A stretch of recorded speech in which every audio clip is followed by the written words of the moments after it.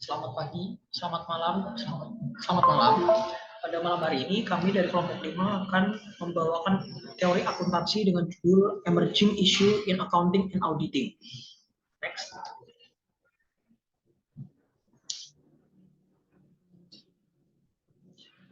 Di dalam kelompok 5 ini terdapat Daniela Kunta Anastasia dengan nomor NIM 2020-12-11-063. Lalu ada saya, Zandia Norman Hidayat dengan nomor NIM 2020-12-11-064. Lalu ada Nadia Affa Nabila dengan nomor NIM 2020-12-11-065.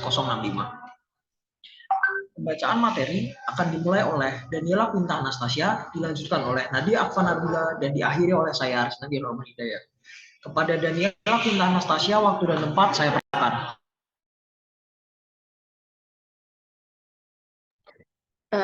Terima kasih, Resnandia. Untuk subbab yang pertama yaitu Current Factors Influencing Accounting and Auditing Research, Regulation, and Practice.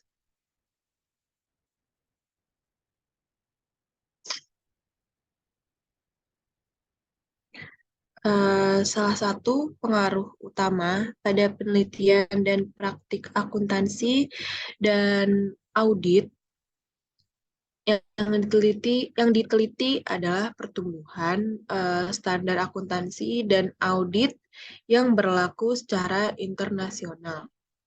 Maka sejumlah faktor penting yang secara potensial terkait akan diuji.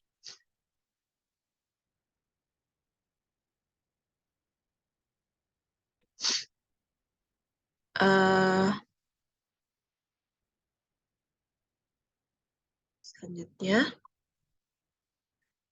yang pertama itu ada XBRL atau itu adalah singkatan dari Extensible Business Reporting Language.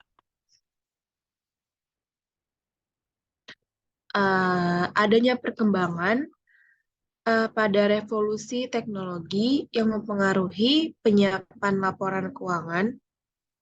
Pada akhir 2008, the US Securities and Exchange Commission atau SEC memerintahkan 500 perusahaan besar di Amerika Serikat untuk mengarsipkan laporan keuangan tahun 2009 dengan menggunakan XBRL atau Extensible Business Reporting Language.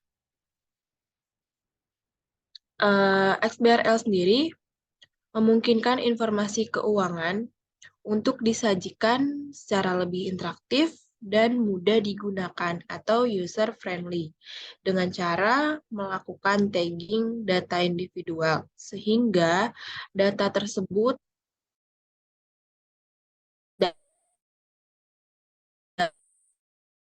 dapat diolah menggunakan software untuk menghasilkan laporan yang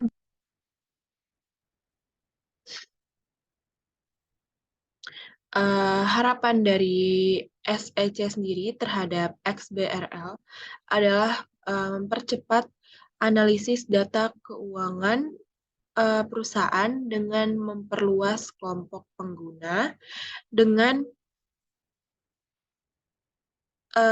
mengurangi tingkat kesalahan. Teknik sekarang yang digunakan untuk mengolah laporan keuangan seringkali berisi kesalahan karena dilakukan secara manual atau menggunakan software yang menghasilkan perkiraan hanya data saja.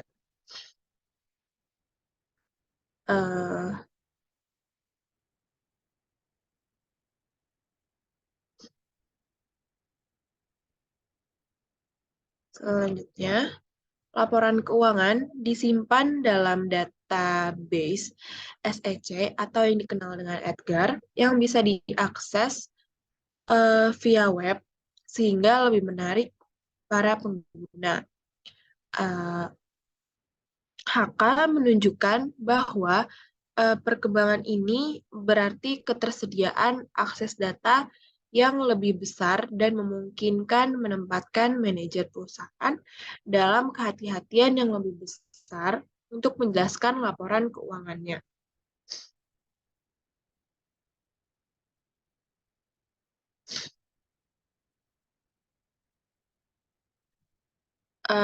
Selanjutnya, HK juga menunjukkan bahwa XBRL ini dapat mengubah analisis sudut pandang terhadap perusahaan kecil. Saat ini, analisis keuangan cenderung fokus pada perusahaan besar karena ketersediaan data yang lebih besar dan kepentingan investor yang lebih terhadap perusahaan besar. Para analisis keuangan ini menghasilkan laporan dan informasi yang tersedia bagi investor. Namun, jika ketersediaan data perusahaan kecil tersedia lebih banyak, tidak menutup kemungkinan menarik perhatian dari analis. Sebagai tambahan, investor pemula percaya diri dengan menggunakan rincian dan komparabilitas data yang lebih besar di antara beberapa perusahaan.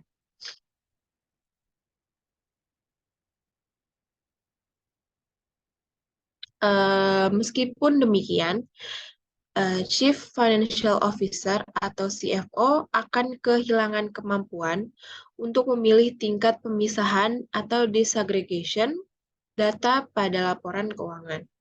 Mereka akan mengakui bagian penting dari akuntansi adalah proses pemisahan poin-poin yang serupa dengan tujuan memberikan arti atau meaning terhadap informasi pada tingkat yang ekstrim jika memungkinkan untuk memberi investor akses data yang lengkap sampai tingkat data transaksi.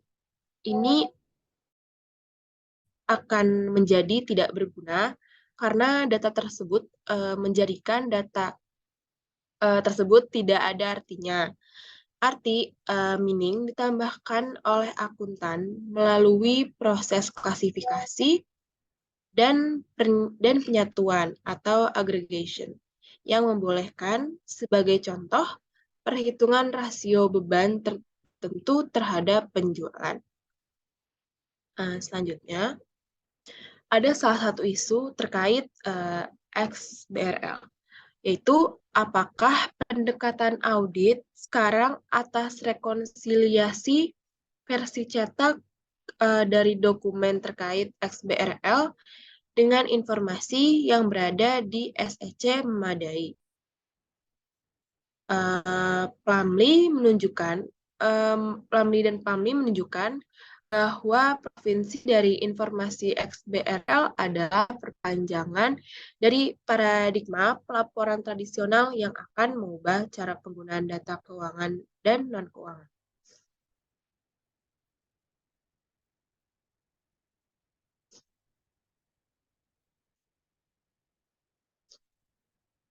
Pergeseran paradigma ini mengharuskan auditor untuk mempertimbangkan pertanyaan yang lebih dalam daripada hanya melakukan rekonsiliasi output.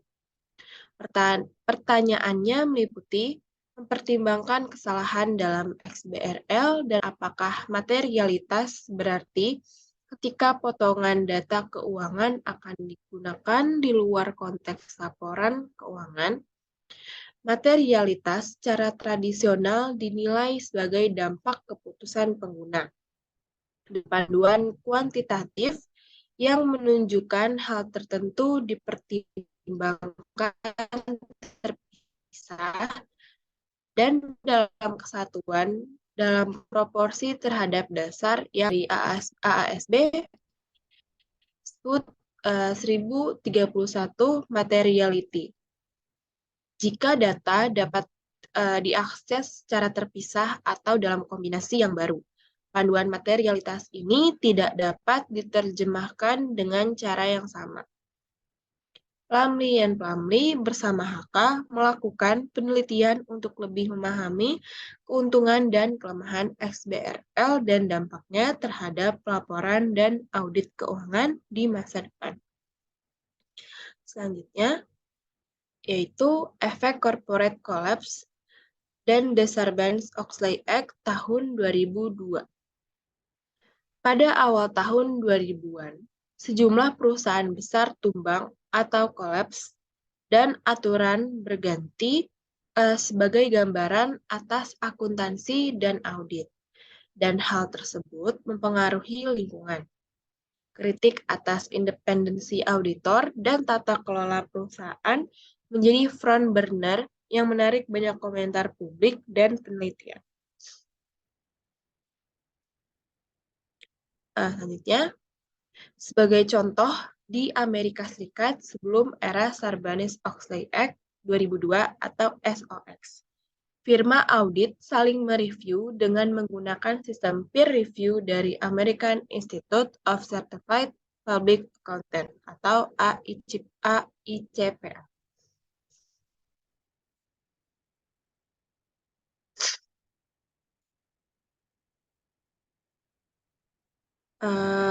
Proses dalam sistem ini mengumpulkan informasi pada prosedur pengendalian kualitas firma audit dengan mewawancarai staf dan memeriksa dokumentasi.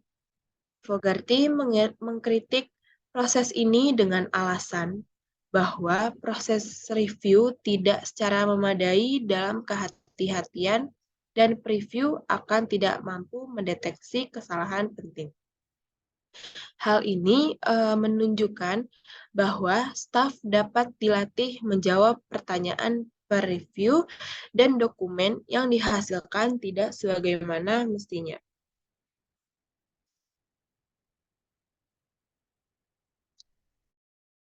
Sejak tahun 2004,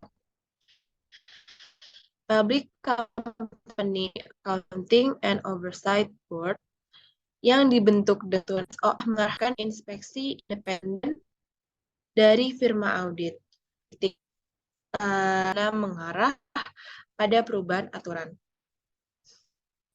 Hillary dan Lennox menyediakan bukti bahwa peer review menyediakan informasi yang dapat dipercaya tentang perbedaan kualitas firma audit. Hillary dan Lennox mencatat bahwa perbedaan metode review dan secara khusus bagaimana temuannya dipublikasikan menyulitkan untuk mengambil kesimpulan.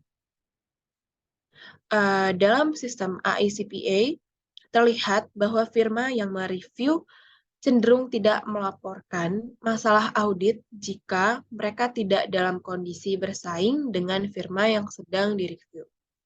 Firma yang direview muncul dengan kualitas yang lebih tinggi jika mereka direview oleh auditor yang tidak bersaing untuk mendapatkan klien yang sama. Fakta menunjukkan sulitnya menghilangkan dorongan kepentingan pribadi di bawah sistem pengendalian kualitas yang diatur sendiri. Mungkin sistem dengan dorongan personal yang lebih sering terkena masalah, bahkan jika itu bukanlah sistem yang lebih baik.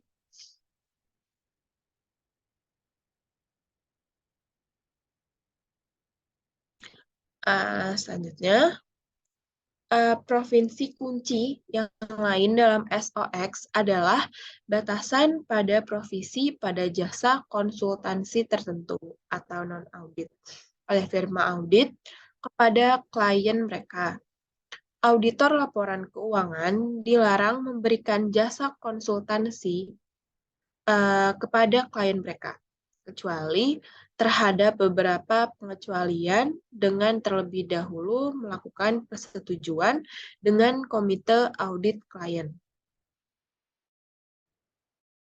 Setelah tumbangnya perusahaan pada awal tahun 2000, firma audit dikritik karena mengkompromikan independensi mereka dengan sangat bergantung pada pendapatan dari jasa konsultansi. Sedikit sekali bukti penelitian yang mendukung sudut pandang ini karena perusahaan di Amerika Serikat tidak diharuskan menyajikan fee yang dibayarkan kepada auditor untuk jasa audit dan jasa konsultansi sebelum tahun 2000. Secara umum, aturan auditor, teknik mereka, dan independensi mereka berlanjut kepada perdebatan karena aturan mereka dalam membentuk kepercayaan dalam perusahaan dan manajemen. Di masa depan, perdebatan ini akan secara intensif menjadi perubahan yang besar atau shake-up dalam sistem keuangan global. Selanjutnya, yaitu subbab yang kedua, issues surrounding the application of fair value accounting during the global financial crisis. Penyebab dari krisis keuangan global atau GFC yang melanda seluruh dunia pada tahun 2008 dan 2009 merupakan hal yang kompleks untuk diperdebatkan. Beberapa menganggap praktek menilai aset secara wajar adalah sebagai faktor yang berkontribusi terhadap lebarnya masalah di pasar subprime mortgage Amerika Serikat dan memperburuk lebarnya krisis. Hal ini karena standar akuntansi atau terutama standar akuntansi keuangan atau FAS nomor 157 pengukuran nilai wajar memerlukan write-downs atas nilai investasi yang dipegang oleh bank saat kondisi pasar bergejolak. Write-down ini membatasi kemampuan entitas untuk memberikan pinjaman, menandai aset keuangan ke pasar, untuk mencerminkan nilai wajar, juga mempengaruhi sisi aktiva dari neraca pinjaman perusahaan dan membatasi kemampuan untuk melakukan pinjaman. Komisi Bursa Efek Amerika atau SEC menginvestigasi peran nilai wajar saat terjadi krisis dan mengeluarkan laporan pada hari-hari terakhir tahun 2008. SEC diminta untuk menyelidiki peran standar akuntansi seperti FAS 157 atas kegagalan bank yang terjadi pada tahun 2008. Laporan menyimpulkan bahwa kegagalan bank di Amerika Serikat disebabkan oleh kemungkinan kerugian kredit, kualitas aset, dan dalam kasus tertentu mengikis kepercayaan investor dan pemberi pinjaman, dan tidak hanya disebabkan ketika menandai aset keuangan ke nilai pasar. Pandangan tentang peran akuntansi nilai wajar didukung, termasuk mantan akuntan SEC, yaitu Conrad Henwitt dan Lynn Turner, yang memuji akuntansi mark-to-market untuk meningkatkan transparansi, memungkinkan pengguna dari laporan keuangan untuk melihat kondisi sebenarnya atas situasi ekonomi pada suatu lembaga. Selanjutnya, ada reaksi dengan standar setter. Pada bulan Oktober tahun 2008, IASB mengubah aturan untuk reklasifikasi aset keuangan sehingga kerugian dari perubahan nilai pasar atas aset tersebut yang dapat diperlakukan secara berbeda.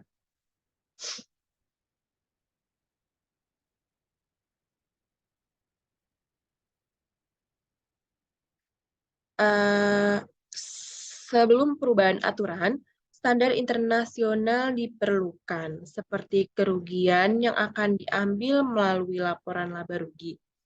Setelah perubahan peraturan, aset bisa dipindahkan dalam kondisi tertentu untuk menghindari pengisian kerugian mark-to-market oleh laporan laba rugi.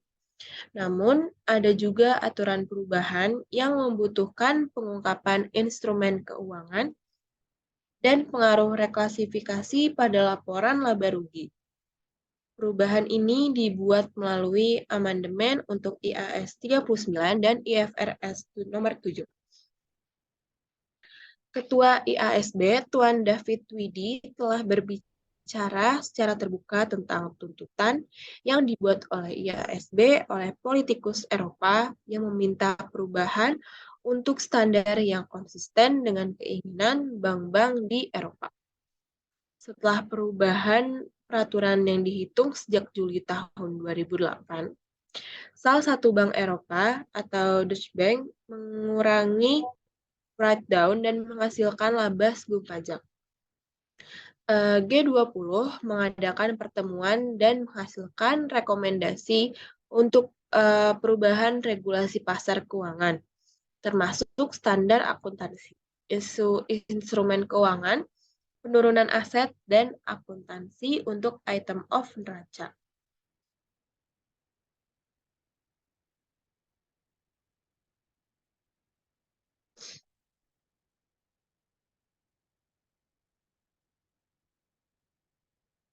IASB dan FASB merespon rekomendasi tersebut. Salah satunya meminta FASB untuk memperbolehkan bank untuk menggunakan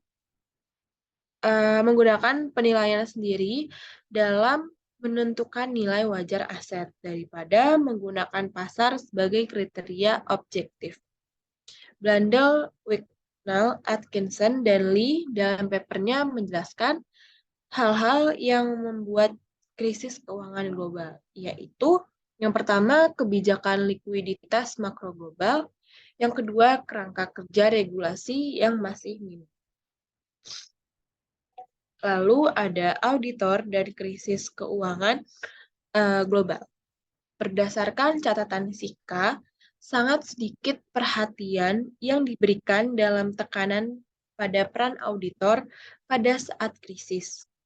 Meskipun beberapa komentator menanyakan nilai audit ketika auditor tidak memprediksi efek dari resiko aset pada neraca beberapa bank.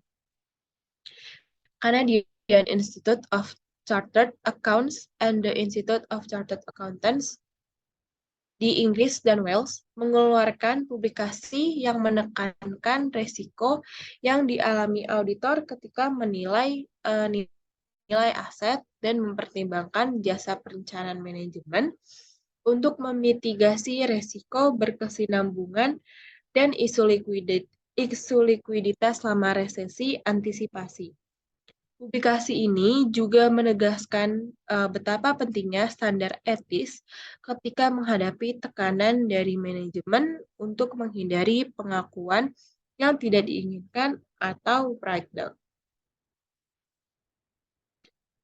Selanjutnya akan dijelaskan oleh Nahdia Afanabila untuk subbab Possible Directions in the Future International Accounting Standard Setting Arrangement. Selanjutnya, possible direction in the future international accounting standard setting arrangement. Next.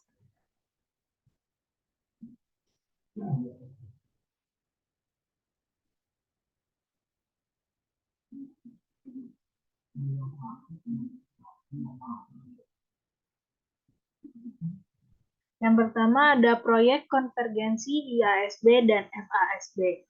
Pada November 2008, SEC di US mengeluarkan sebuah roadmap untuk menerapkan IFRS oleh perusahaan Amerika Serikat mulai 2014. Konvergensi ini diperhatikan oleh SEC karena SEC akan memperkirakan akan berkembang ke arah kejadian yang penting di tahun 2011 dan akan membuat keputusan dalam tahun 2014. Maka implementasi tersebut harus sudah diproses. Next.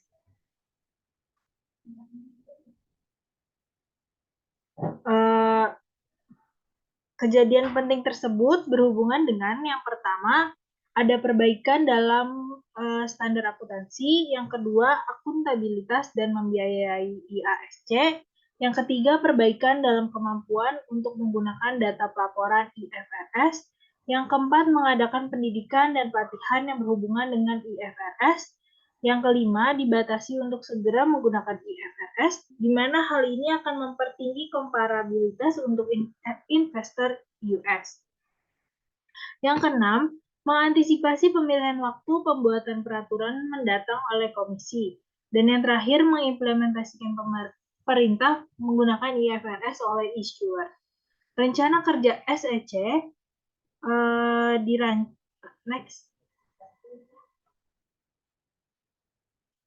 Rencana kerja SEC dirancang untuk tahun perjanjian 2006 dan 2002 dan 2006 antara IASB dan FASB agar berkomitmen pada pengembangan sesegera mungkin dapat dipraktikkan dengan kualitas tinggi. Standar akuntansi yang kompatibel yang dapat digunakan baik untuk lokal dan laporan keuangan lintas negara. Dan untuk dapat bekerja terhadap serangkaian standar global yang berkualitas tinggi pada umumnya. Sejak saat itu, IASB dan FASB telah bekerja pada beberapa proyek sesuai dengan rencana kerjasama, yang mana mencakup periode Y sama dengan tersebut hingga 2011. SEC berkeinginan untuk mereview standar yang berasal dari proyek tersebut terkait dengan kualitas dan kekomprehensifan standar tersebut. Selain hal tersebut, SEC juga berfokus pada ketahanan, keadaptasian, dan ketepatan waktu pada proses yang digunakan untuk mengembangkan standar. Secara keseluruhan, SEC berfokus tentang kualitas laporan keuangan dan perlindungan terhadap investor yang dijamin oleh IFRS. Capaian kedua yang penting berhubungan dengan tata kelola dari IASB. IASB melaporkan pada International Accounting Standard Committee Foundation atau IASCF, yaitu IASCF merupakan lembaga non-profit, lembaga non-pemerintah. IASCF tidak melaporkan pada pihak yang berwenang sehingga IASCF tidak menerima perlindungan hukum dari pemerintah. Hal ini membuat IASB sangat mudah untuk diinterferensi dan ditentukan dari pihak yang berkepentingan, termasuk pemerintah. Hal ini berlawanan dengan FASB yang mana melaporkan pada Kongres US atau Australian Accounting Standard Board yang mana pada akhirnya bertanggung jawab kepada pemerintah Australia. IASCF dikelola oleh 22 perwakilan yang memiliki latar belakang berbeda-beda. Pendanaan untuk IASCF sebagian besar berasal dari donasi sukarela dari partisipan pasar jangka besar. SEC berfokus pada keamanan dan stabilitas pendanaan dan apakah perjanjian ini memiliki potensi berkompromi ketidakberpihakan dari IASB. Capaian ketiga berhubungan dengan penggunaan XBRL. Capaian lainnya itu berhubungan perubahan di US berkenaan dengan kapasitas akuntan, perusahaan, dan otoritas penegak hukum untuk dapat mengikuti atau beradaptasi dengan perubahan pada standar akuntansi. Next.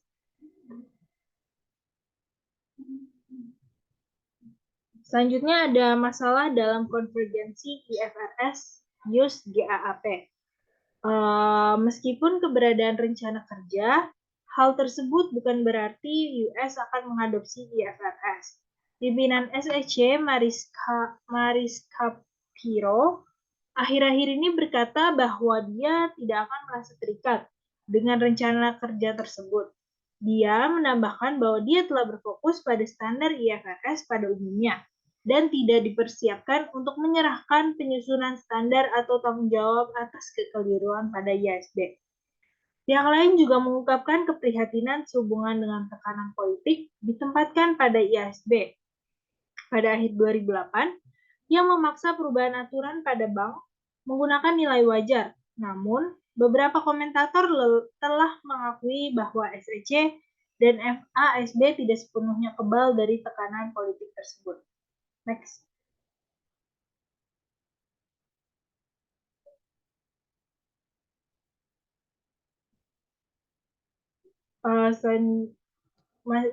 Seorang anggota dengan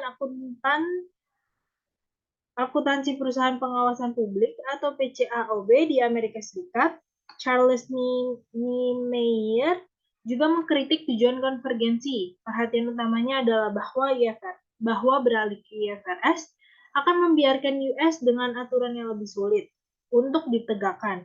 Ia juga mengklaim bahwa IFRS tidak lebih dari principle base dari US GAAP, hanya lebih mudah dan Untuk itu telah ada sedikit waktu untuk melakukan koreksi rinci dan penambahan. Next. Selanjutnya ada standar auditing internasional. HK melaporkan bahwa beberapa akuntan menunjukkan beralihnya ke IFRS akan memerlukan standar audit dan praktek di US merubah cara dari model penilaian sesuai dengan aturan dalam standar akuntansi untuk penilaian keseluruhan yang benar dan fair. Pendekatan audit memiliki implikasi penting bagi penerapan standar akuntansi principle-based dalam IFRS karena pendekatan yang ada sebelumnya berfokus pada penegakan aturan daripada prinsip. Standar audit juga merupakan standar yang diinternasionalisasi untuk beberapa alasan.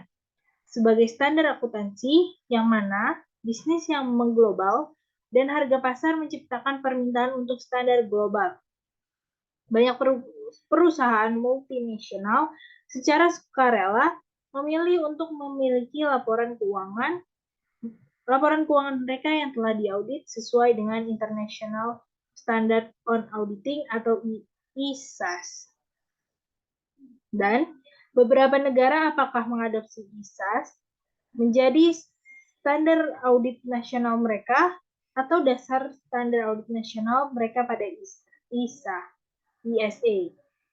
ISA dikeluarkan oleh International Auditing and Assurance Standard Board atau IAASB yang mana beroperasi sesuai dengan bantuan dari International Federation of Accounting atau IFAC.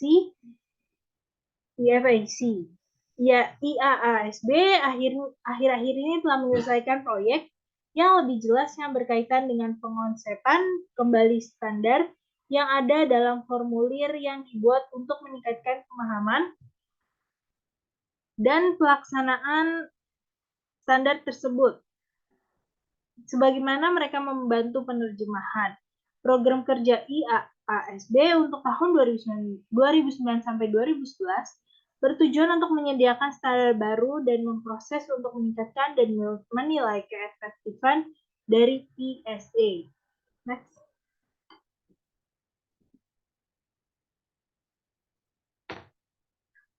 Selanjutnya ada sustainability, counting, reporting, and assurance, apa akuntansi ketahanan dan pelaporan. Next. Yang pertama ada apa yang dimaksud dengan keberlanjutan dalam akuntansi dan pelaporan. Akuntansi ketahanan dan pelaporan merupakan bagian dari akuntansi sosial. Gray, Owen, dan Adams menyatakan akuntansi sosial sebagai kombinasi akuntansi untuk hal yang berbeda, pada media berbeda, untuk pengguna yang berbeda, dan untuk tujuan yang berbeda. Dengan kata lain, melampaui pengukuran keuangan dari kejadian ekonomi dan laporan untuk kelompok pengguna tertentu, biasanya sesuai dengan standar akuntansi dan regulasi. Next. Akuntansi sosial dan pelaporannya bertujuan untuk mengamati dan menyerap isu-isu yang tidak dicakup oleh fungsi akuntansi tradisional menjadi bentuk yang dapat digunakan untuk mengambil keputusan oleh individu, tidak harus secara langsung atau hanya terkait dengan keberhasilan keuangan entitas. Akuntansi sosial dapat termasuk kategori 4 dan 5 dari asumsi ontologis. Peneliti akuntansi sosial sering mengadopsi pendekatan penelitian naturalistik, menggunakan studi kasus, dan wawancara untuk memahami bagaimana akuntansi secara sosial dibangun. Istilah ketahanan digunakan dan diinterpretasikan dalam berbagai bentuk. Hal ini dapat dianggap sebagai pemenuhan kebutuhan saat ini tanpa mengkompromikan kemampuan generasi mendatang untuk memenuhi kebutuhan mereka sendiri. Berdasarkan definisi ini, ketahanan berkaitan dengan pelindungan lingkungan atau ekoefisiensi, sekaligus sebagai keadilan antara masyarakat dan generasi atau eco-justice. Definisi tersebut berarti bahwa pelaporan lingkungan merupakan bagian dari informasi yang berkaitan dengan hubungan mereka dengan karyawan, masyarakat, dan lingkungan. Next.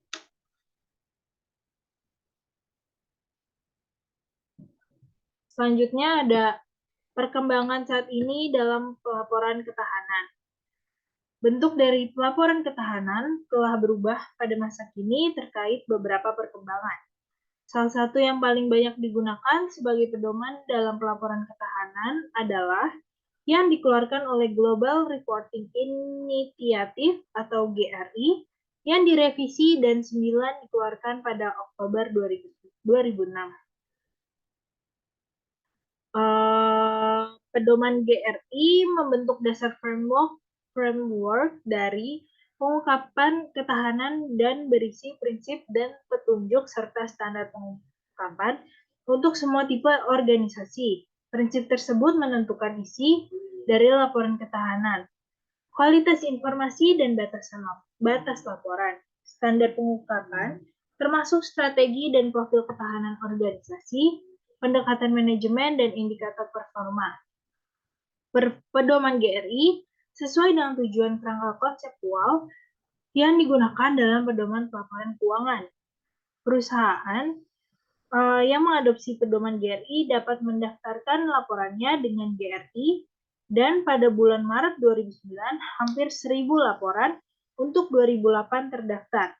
Pertumbuhan dalam pelaporan ketahanan dikonfirmasi oleh survei terbaru oleh KPMG pada pengungkapan kinerja perusahaan ekonomi, lingkungan, dan sosial.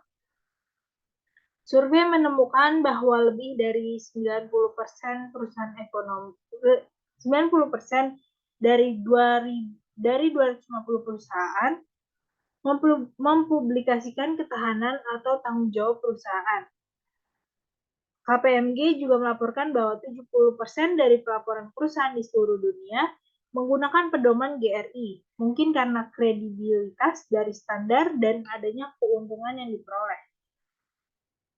Dari penggunaan standar operasi mereka secara konsisten, perusahaan juga melaporkan data dampak dari ketahanan pada supply chain perusahaan. Pertumbuhan pelaporan tentang isu-isu lingkungan juga didorong oleh kekuatan pasar terkait izin untuk emisi gas rumah kaca atau tidak.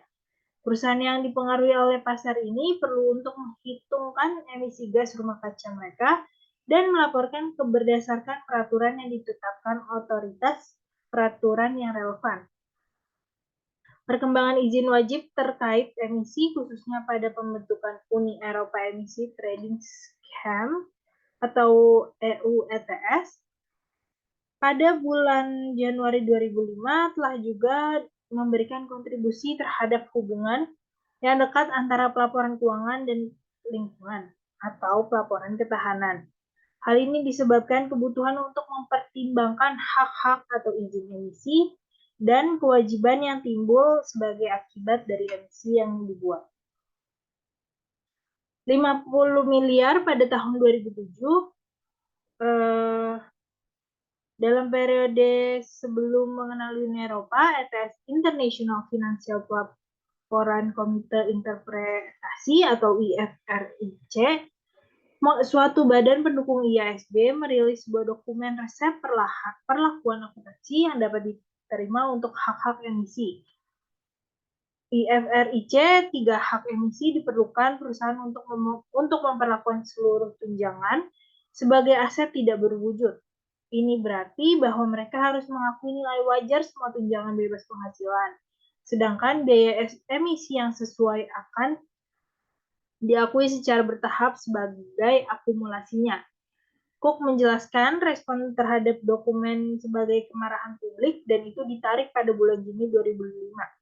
McKinsey menambahi kontroversi dengan menyatakan takut bahwa rekomendasi IFRC 3S akan menghasilkan peningkatan volatilitas laba sebagai pendapatan dan pengeluaran yang tidak cocok pada waktunya.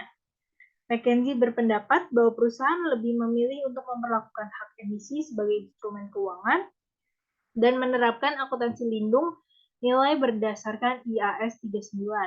Hal ini akan memungkinkan perusahaan untuk kemudian menghapus tunjangan dan emisi terkait menghapus karbon dari neraca. Sebuah laporan oleh PricewaterhouseCoopers atau PwC dan Asosiasi Perdagangan Emisi Internasional atau IETA menunjukkan sedikit dukungan untuk metode akuntansi IFRIC 3 serta variasi substansial dalam akuntansi untuk hak emisi. PwC dan IETA menyebutkan bahwa selain kurangnya kejelasan dan komparabilitas, laporan keuangan yang dihasilkan oleh perusahaan dengan hak emisi tidak adanya otoritas tentang masalah ini telah menyebabkan baik kegagalan maupun pemborosan sumber daya bagi perusahaan. Selain itu, karena survei mereka tidak melihat adanya kebutuhan dan pandangan para pemangku kepentingan eksternal terkait dampak variabilitas dalam akuntansi untuk hak emisi pada kemampuan mereka dalam pengambilan keputusan. Next.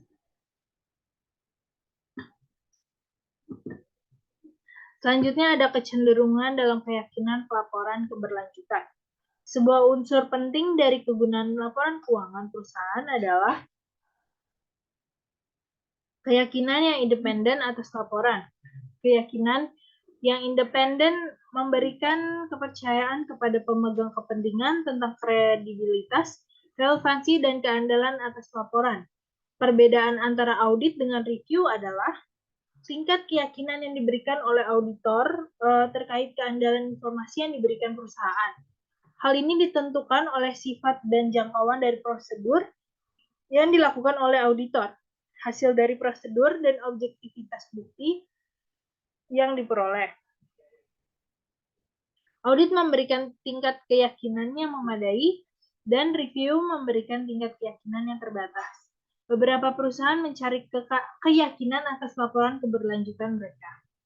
Nampaknya terdapat perubahan sikap terhadap laporan keberlanjutan dan keyakinan di Amerika Serikat. Dengan syarat pernyataan, keyakinan resmi dalam laporan pertanggungjawaban meningkat dengan cepat dari 2% pada 2002 menjadi 14% pada 2008. Perubahan ini dapat disebabkan karena berakhirnya era pemerintahan Bush dan kegiatan kelompok pelobi seperti Ceres yang berbasis di Boston. Salah satu pendiri Global Reporting Initiative. Salah satu pendorong untuk menyediakan informasi lingkungan yang berkualitas tinggi juga berasal dari tumbuhnya Carbon Disclosure Project atau CDP. CDP memperoleh data dari perusahaan atas resiko perubahan iklim mereka, strategi dan emisi gas greenhouse, dan membuat tersedia secara gratis di website mereka. Tujuan utama dari atas pengumpulan informasi ini adalah untuk memberitahukan keputusan pembelian dan investasi oleh investor dan lembaga organisasi pembelian dan badan instansi pemerintah. Next. Greenwashing adalah praktek menyebarluaskan informasi yang salah sehingga menampilkan image publik bertanggung jawab kepada lingkungan. Survei KPMG juga menunjukkan jumlah dari perusahaan besar yang mencari keyakinan yang resmi secara berbeda secara signifikan tergantung negaranya. Permintaan atas informasi terkait lingkungan yang teruji untuk tujuan yang berkenaan dengan peraturan dapat mengarahkan syarat informasi yang terjamin bagi kelompok pemegang kepentingan yang lebih luas. Next.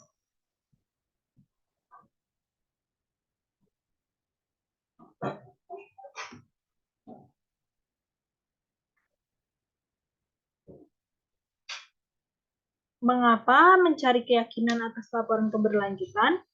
Audit diyakini memberikan manfaat dengan meningkatkan kredibilitas pernyataan keuangan yang disiapkan oleh manajemen dan meningkatkan kualitas dari sistem akuntansi entitas karena berdasarkan umpan balik di atas proses audit. Menerapkan teori ini keyakinan keberlanjutan menimbulkan pikiran bahwa perusahaan dengan keuntungan paling banyak atas meningkatnya kredibilitas atas laporan mereka akan lebih cenderung untuk mencari keyakinan.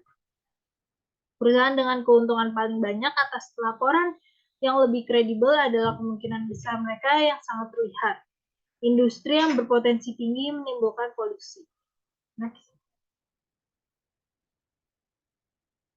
Yang terakhir ada standar keyakinan keberlanjutan. Standar untuk laporan keuangan audit sangat luas, semisal mengikuti penyelesaian kejelasan proyek untuk pengonsepan ulang ISA dalam bentuk yang dibuat untuk meningkatkan pemahaman dan pelaksanaan standar tersebut. IASB mengeluarkan ISA untuk mengelola audit.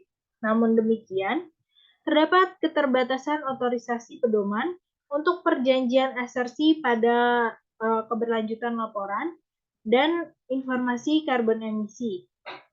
ISAE 3000 dipublikasikan oleh IAASB, memberikan beberapa pedoman umum namun tidak menyinggung permasalahan yang spesifik dalam keberlanjutan dan laporan karbon emisi.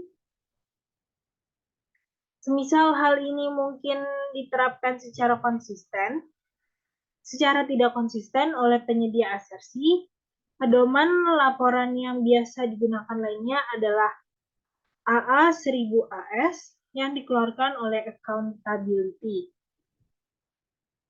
AA 1000 AS menyediakan pedoman pada laporan keberlanjutan asersi yang mengevaluasi ketaatan entitas pada AA 1000 prinsip accountability dan kualitas informasi yang diungkapkan secara umum pada kinerja yang berkelanjutan. Next. Untuk other non-financial accounting and reporting issues akan dijelaskan oleh Resnandia. Untuk Resnandia, saya persilahkan. Terima kasih Daniela Anastasia, terima kasih Nadia Akfanabila. Berikutnya adalah other non-financial accounting and reporting issues.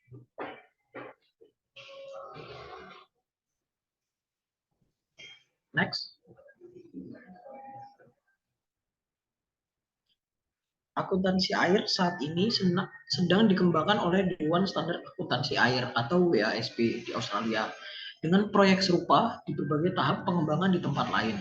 Para WASB merilis edisi pertama kerangka konseptual akuntansi air atau WACF dan awal standar akuntansi di Australia Air (PAWAS) pada tahun 2009. Para WACF dan PAWAS mengatur penyusunan dan penyajian laporan umum tujuan air akuntansi GPWORS oleh badan tertentu.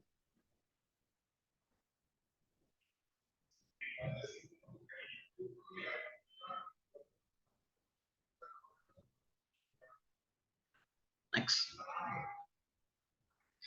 Para GPWORS dirancang untuk pengambilan keputusan oleh pengguna di mana tidak dapat memerintah informasi air miliknya sendiri dari beberapa entitas. Tujuan utama dari proyek akuntansi air adalah untuk memiliki sistem akuntansi dan pelaporan yang akan menginformasikan keputusan tentang alokasi sumber daya air dan meningkatkan kepercayaan publik serta investor tentang pengelolaan air di Australia. National Water Account (NWA) yang jatuh tempo pada tahun 2010 setelah diuji lebih jauh dan umpan balik. PAWAS diharapkan dapat dikembangkan dan dirilis sebagai standar akuntansi air Australia atau AWA.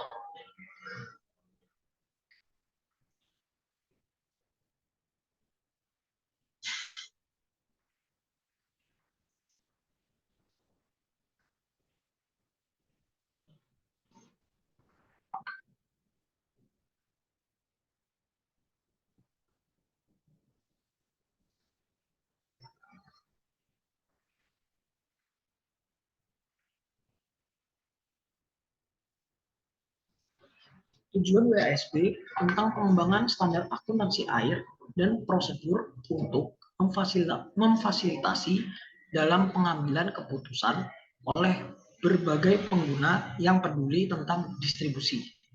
Sumber manajemen dan penggunaan air adalah sama dengan tujuan penyusun standar akuntansi keuangan. WASB telah menggunakan kerangka konseptual akuntansi keuangan dan proses pengaturan standar untuk mendukung pengembangan akuntansi air. WACF didasarkan pada model standar akuntansi keuangan dan berkaitan dengan tujuan dan isi laporan akuntansi air.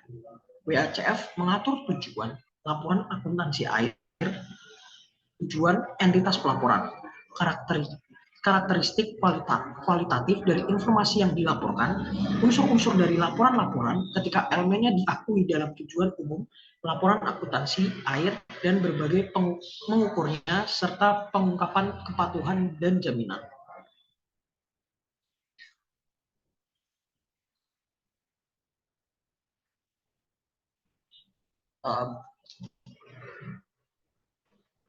Berikut adalah sistem akuntansi air yang diadopsi WASB dalam sistem aktual, di mana laporan entitas entitas untuk air akan meliputi sebagai berikut. Yang pertama adalah pernyataan arus air fisik. Yang kedua, pernyataan air aktiva dan kewajiban air.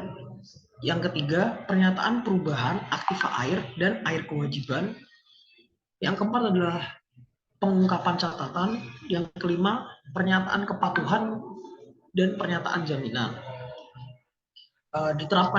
Tujuan dari penerapan itu adalah untuk memberikan informasi untuk pengambilan keputusan yang membutuhkan pengembangan laporan pada definisi elemen dari laporan-laporan seperti laporan air aktiva, kewajiban, serta perubahan aktiva dan kewajiban air. Jadi digunakannya 7 laporan tersebut adalah untuk membantu pengambilan keputusan bagi audit akuntan untuk mengambil keputusan di akuntansi air ini.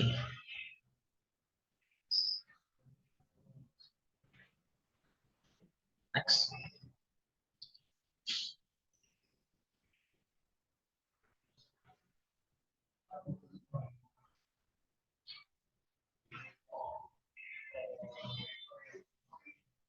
Nah, sebagai contoh, kerangka konseptual mendefinisikan aset air sebagai berikut. Aset air adalah air atau hak-hak atau klaim lain untuk air, di mana pelaporan air oleh entitas atau ditahan, atau untuk entitas pelapor air memiliki tanggung jawab manajemen air, dan dari mana seorang individu atau organisasi yang merupakan entitas pelaporan air atau grup pemangku kepentingan badan air fisik memperoleh manfaat masa depan.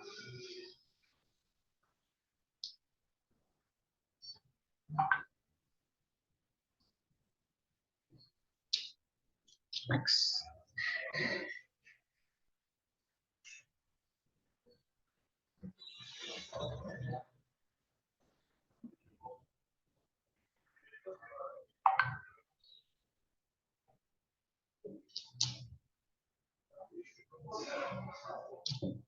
Laporan akuntansi air akan memberikan informasi tentang saham dan arus sumber daya,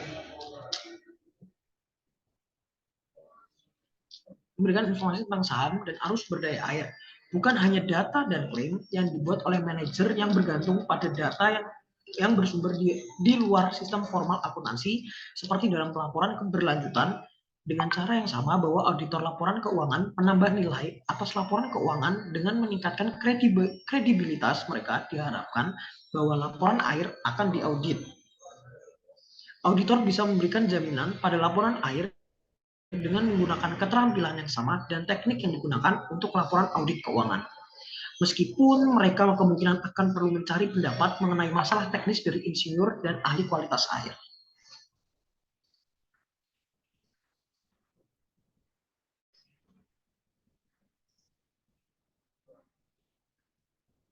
Next.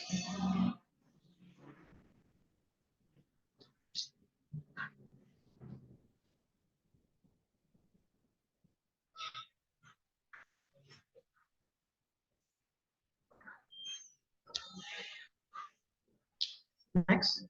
Standar akuntansi air adalah contoh dari asumsi ontologis bahwa akuntansi adalah struktur beton dan proses. Premis yang mendasari adalah bahwa saham dan arus realitas objektif dan air sebelum beton dan dapat dipertanggungjawabkan dengan kerangka terstruktur. Akuntansi air juga merupakan contoh yang tidak biasa dan inovatif dari perpanjangan kerangka akuntansi keuangan untuk konteks non-keuangan jika akhirnya berhasil. Itu bisa mendorong formalisasi standar dalam aplikasi lain pelaporan non-keuangan.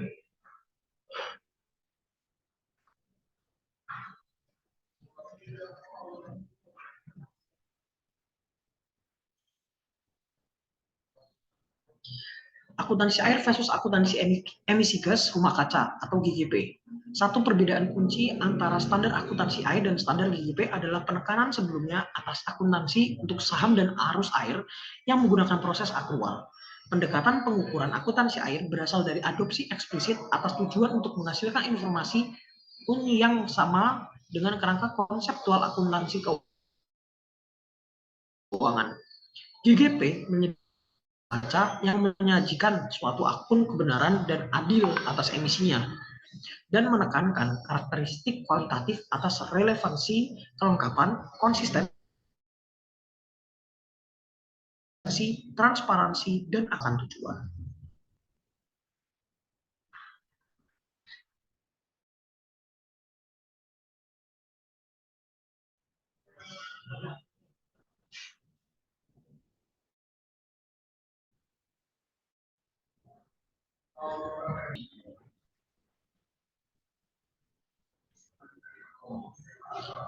Namun, standar GGP dirancang untuk membantu perusahaan dalam mengukur dan melaporkan keputusan, bukan untuk memastikan bahwa semua informasi yang diperlukan oleh stakeholder eksternal dalam pengambilan keputusan mereka disediakan dalam bentuk yang mereka inginkan. Meskipun informasi yang disajikan di bawah standar GGP, informasi yang disajikan tidak lengkap dan berupa perkiraan, informasi yang dihasilkan tidak menyediakan penggunaan akuntansi akrual atas aktivitas perusahaan terhadap persediaan gas rumah kaca di lingkungan. Dengan pelaporan terbatas atas emisi tidak langsung dan masalah pengukuran dibuat dengan pendekatan faktor emisi.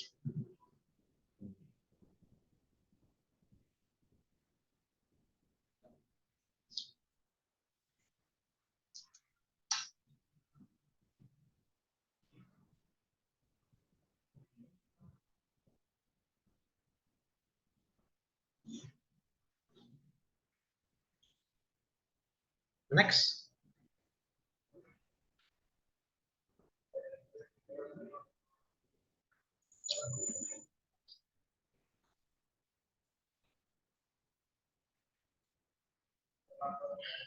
Beberapa isu yang timbul dari pendekatan faktor emisi dalam standar GGP berkaitan dengan pemilihan dan penerapan faktor emisi dan kualitas data kegiatan. Penerimaan faktor emisi sebagai alat pengukuran yang valid berarti bahwa standar GGP tidak mengizinkan pembuat keputusan untuk memiliki tingkat kepercayaan di laporan informasi GHG bahwa standar akuntansi air yang bertujuan untuk menyediakan mereka juga mengangkat isu-isu yang berbeda untuk diauditor. Gerakan menuju sistem akuntansi yang terintegrasi penuh secara aktual untuk emisi gas rumah kaca akan memberikan kesempatan bagi auditor untuk membuat sedemikian opini.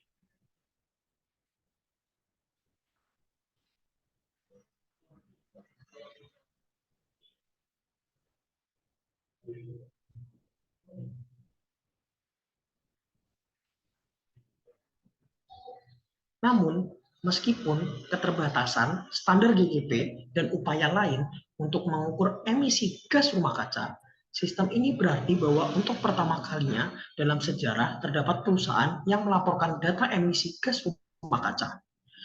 Para GGP dan standar akuntansi air, yang keduanya adalah hasil bukti atas tekanan oleh pemerintah untuk memperoleh data pada sumber daya yang langka, selain yang tradisional ditangkap oleh sistem akuntansi keuangan. Dengan demikian, mereka menunjuk ke yang lebih luas dan mungkin akhirnya lebih penting masa depan akuntansi di abad 21 dan seterusnya.